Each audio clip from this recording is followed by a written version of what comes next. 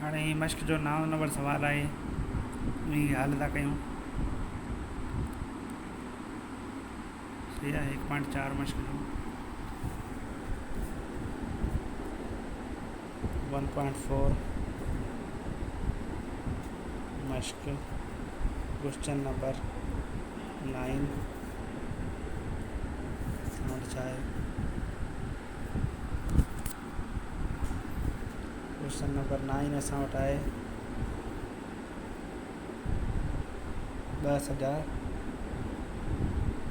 1/5 वंडियां 30,000 2/25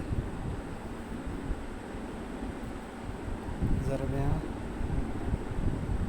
4,000 2/5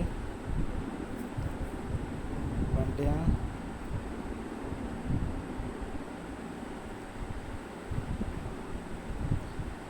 3,000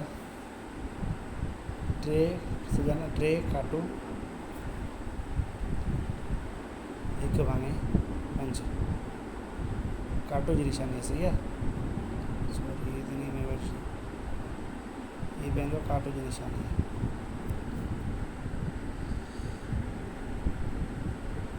कीअं हलंदासीं फिर सॼे खे चलाईंदासीं 50 10 ॾह 1 11 11/5 हाणे ज़रब जी निशानी आहे वंडे जी निशानी यानी कि ज़रब में आणींदासीं ऐं छेद खे अंश में लिखंदासीं। हाणे ॾिसूं था अंश छा थिए थो उन खे छेद में लिखंदासीं।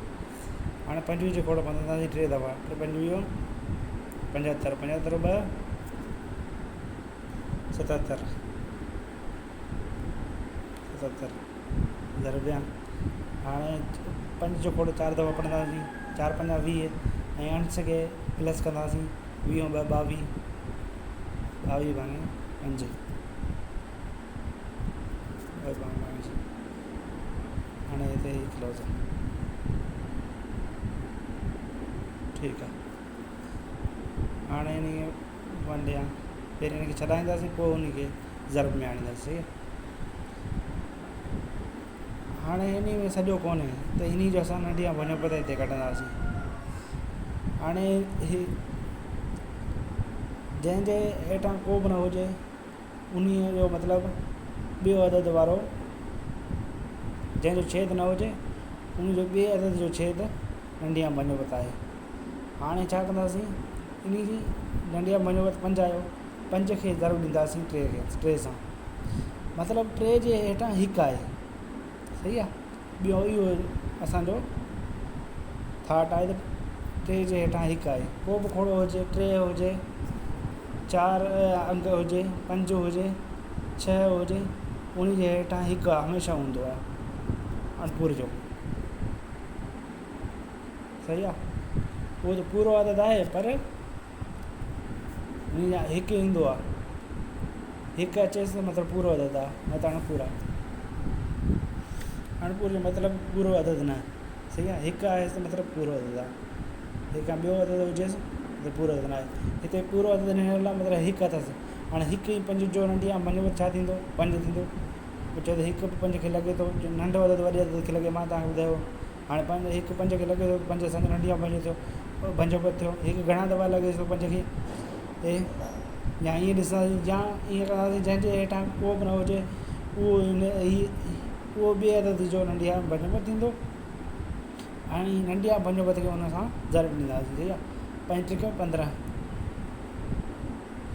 15 काटू न त ईअं ॾिसंदासीं 1 5 खे घणा दफ़ा लॻे थो 5 दफ़ा लॻे थो साॻी ॻाल्हि आहे इन खे 5 सां ज़रब ॾींदासीं 1 खां 1 2 खां 2 3 खां 3 4 खां 4 5 खां 5 1 त 5 दफ़ा लॻे थो साॻी ॻाल्हि आहे।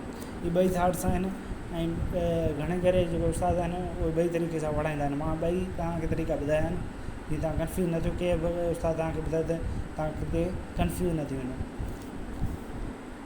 हाणे 5 खे घणा दफ़ा लॻे थो 1 दफ़ा लॻे थो 1 ॾींदासीं।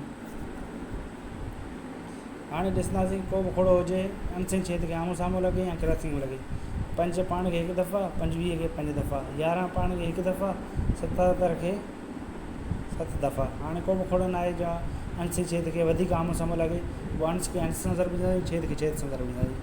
1 पंजा 5, 5 भाङे 7। हाणे ही ख़तमु थी वियो नंढी ब्रैकेट, ज़रबिया 22 भाङे 5।